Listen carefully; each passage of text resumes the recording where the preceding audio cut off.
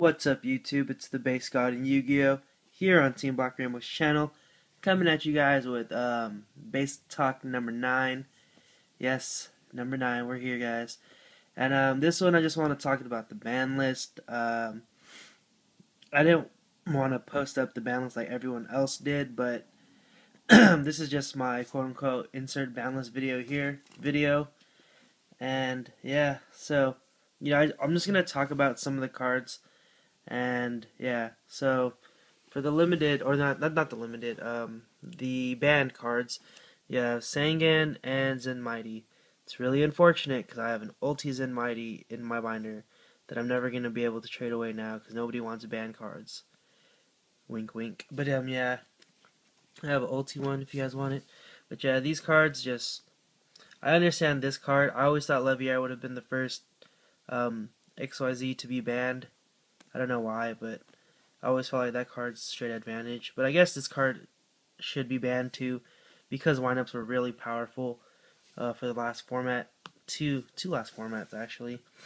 And the Sangan, I'm sorry to see you go. Rest in peace, man. You got the starter deck Joey one too, where this card was still playable.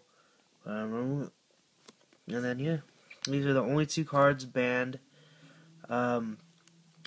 Good thing I got them already, because now I can add them to my band collection. And let's move on to the limited cards. So the 3 cards limited were Wind Up Magician, Warning, and One Day of Peace. As you can see, I only have one Warning because I don't have any of the other cards. And Solemn Warning, it was bound to go down to 1. Solemn Judgment's at 1. That can, negate pretty much everything, except for summons based on like their effect. Warning could negate all type of monster effects, or all type of like summoning effects. Gores, Trag, Mystic Tomatoes, Bislinde, and all that. So, it's bound to go down to 1. And now I have an extra one, so if you want it, come and get it. Onto the, the semi-limited cards. It's Tsukiyomi, Thunder King, and Advanced Ritual Art. I never played that card, the Advanced Ritual Art, so I have no reason to get one. But yeah, I honestly never understood why Thunder King wouldn't be at any less than 3. Because, sure, it's like a good anti-meta card, but Thunder King, I felt like, is what kept the game stable. Does that work? Because, not only does it stop searches, it can, negate special summons and all that. It's just a good overall card. I always felt like if you have a problem with Thunder Kings, main deck, Soul Takers, Smashings, Tsukiyomi even, because this has 1100 attack and Thunder King only has 800. But yeah, I feel like the absence of Thunder King might hurt a lot. Because of Fire Fist. They search a lot from what I've seen so far.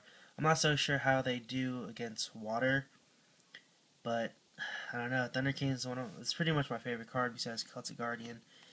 And yeah, now I have one less that I can run, but I do have my 2 secrets, so it's okay.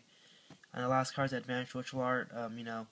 Ritual monsters I've barely seen any play. The last things probably were Herald of Perfection, possibly Gishkis, but Gishkis have their own, and I don't see why in the hell they would use Advanced Ritual Art. But yeah, these are the semi-limited cards.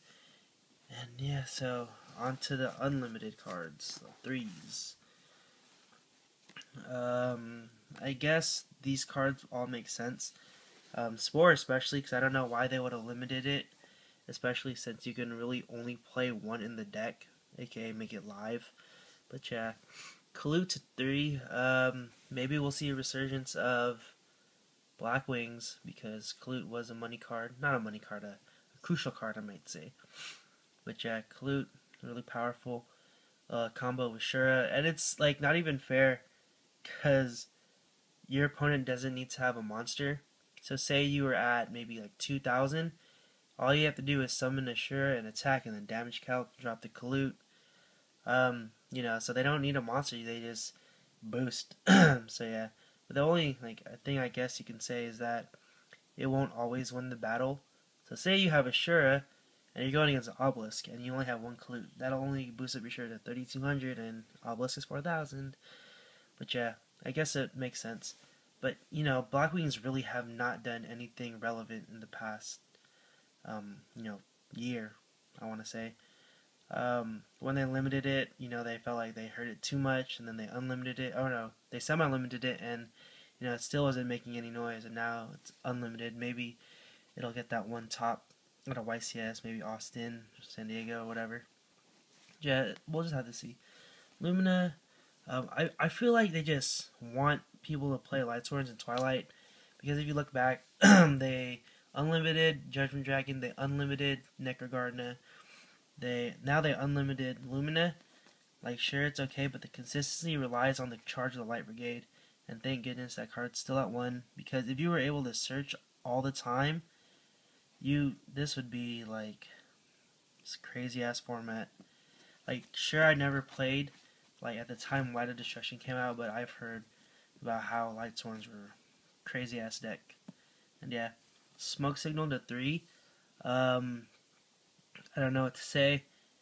Facing a turn 1 Xian isn't as bad as it used to be, but it's still kind of hard based on what deck you're playing. Like, if you're playing against, say, Heroes or Dark World, it can be really crazy. Because if you're playing against Dark World, all they have to do is, you know, like, say they're going turn 2, they can just special summon an Elder, Smoke Signal for a Kagamusha and synchro into a Bark, or not a Barking, a Beast, and, you know, they'll just negate everything you do. And it's just, they have pretty much 4 searchers in that deck, which is really a lot. But yeah. And then Mind Crush to 3. What I like to say is, if it wasn't seeing any play at 2, I don't see the harm of it going to 3. AKA, like, I really feel like Tsukiyomi and Advanced Ritual Art will go to 3 eventually. And I still don't know why Magical Stone Excavation is at 1. I think it's at 1 or 2, but that card did not belong anywhere on the ban list because it could have been such a minus, but yeah. I just wanted to go over the ban list and talk about these cards because I didn't want to make my own predictions video just because everybody does that, and it's like, I don't know, some of the things that people say are so stupid, and, you know, sometimes the things I say are stupid too, but I just didn't have time to make, or I did have time, just didn't want to talk about it and, like, you know, get my hopes up just to, you know, see that windups remain superior. But I don't know, apparently there's a new windup OTK and windup Shocklock, and all you need is a Summoner Monk, a Shark, and a spell of your choice. But I didn't say that. I need an Invoker, so if you are watching this video, you should probably get one soon, because that card's a secret rare. I went on Troll and Toad, and they're about 13 sold out. And that card used to be like $5, but yeah, get on those soon. And yeah, everyone makes prediction videos. Some of them are like the stupidest things I've ever seen, but they're okay. It's okay, you know. Some things that I would have liked to see, in like my own opinion, was probably some of the things that I still want to happen from last year or last format. I wanted what's it called? I wanted TG Striker to go out back up to 2. I wanted Black Whirlwind to go to 2. But I guess the third Kalute can, you know, make up for it. So, Kalute. I don't know. I still want Monster Reborn and Blackluster Soldier banned. I'm sure you can, you know, argue and say that Blackluster Soldier aren't anywhere in the top tier decks. But honestly, that card had no reason to come off the ban list in the first place. So, shut up. And Monster Reborn, that card just, it's unhealthy. It's an unhealthy game, because that card can win the game, pretty much. Especially if they're rewarding their BLS. Like, that's really unfair. Like, it was hard enough getting rid of it the first time. What makes you think it's going to be easier getting rid of it a second time? So yeah, I just, you know, one of those cards gone. Just so random. Maybe Pot Avarice could have, like, got, like, banned too, because Billy Break's version of Water plays it. So I think Billy Break versions of Water, and Jeff Jones, of course. Their version of Water will be superior. And yeah, I'm just waiting for Evil Swarms to take over and kill everybody, because yeah, Evil Swarms will kill everyone. Remember, always have a band collection ready. You know, Goyo went from what, like $5 to presumably like 50. You know, if you had like first editions and all that. You know, just for hype. And then once they got this confirmed ban list, $5. You know, really went down the drain. And so yeah,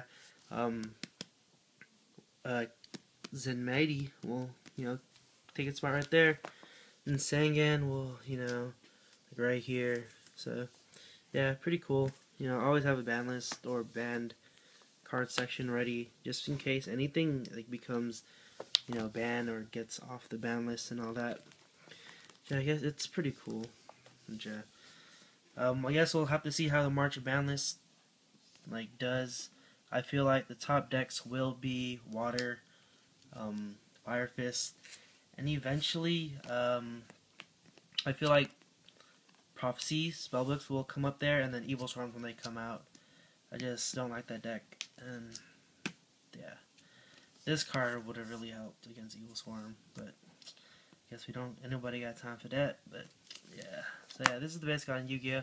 Talking about the ban list and why I didn't make a ban list prediction video like everyone else. But yeah, hope you guys enjoyed this, and I'm out. Bye.